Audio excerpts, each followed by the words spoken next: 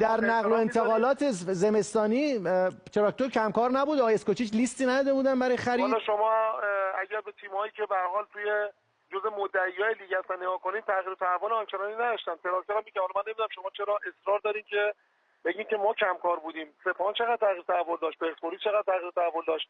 شما کمکاری رو تو چی می‌بینین آقای توتونچی؟ نه آقا من فکر کنم شما تو جاده هستین و خسته. از شما من خداحافظی کنم. نه من می‌خواستم ببینم که نه آخه تهاجمی یه دفعه میگید، من به خدا هیچ اشکالی ندارم. سوال هوادارا رو من میپرسم. شما چند مورد اومدین آقای مظفری زاده، من امیدوارم یه روزی شما اگر مدیر عامل باشگاه تراکتور نبودید، با همین عرض به خدمت شما که حساسیت تو عنوان شغلی بعدیتونم جستجوگر باشید. من سوال هوادارا رو میپرسم آقای مظفری زاده. من میخوام ببینم کدوم باشگاه پرکار بوده در بین مدعی. من که آقا شما الان شما رو خطی، من از آقای تاجرنیا اومدن، شما تو جاده هستین، برنامه ما رو ندیدین.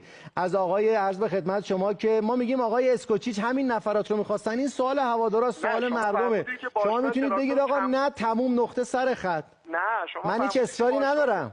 شما فرمودید که باشگاه تراکتور کمکار بوده. می‌خواستم بپرسم شما که خط و معیار شما، خط کش شما برای شما میگین آقا ما شرایطمون خوبه، هیچ چیزی رو نمیخوایم تغییر بدیم، این ناراحتی نداره. اگه شما ناراحت شدید من از شما عذرخواهی میکنم. نه آقای توتونچی، شما فرمودید ما کمکاری کردیم. می‌خواستم ببینم نگفتم کمکاری کردید آقا. شما چون تو جاده هستید، شما چون تو جاده هستید شاید جمله من کامل به شما نرسید. عرض کردم در نقل و انتقالات این کلمه کمکاری رو شما گفتید. نه نگفتم کمکاری، گفتم کمکار پرکار در نقل و انتقالات. نگفتم قضاوت نکنید منو تو رو خدا آقا سعید. من جسارت نمی کنم، کمکاری به من ربطی نداره. کمکار پرکار. بله عرضم به حضورتون که ما در ابتدای فصل تیم کامل رو بستیم. شما ببینید تیم‌های مدعی غالبا اینجوریه که وقتی که تیمو کامل می‌بندن و نتایج مطلوب میگیرن، تغییر تحول آنچنانی ندارن.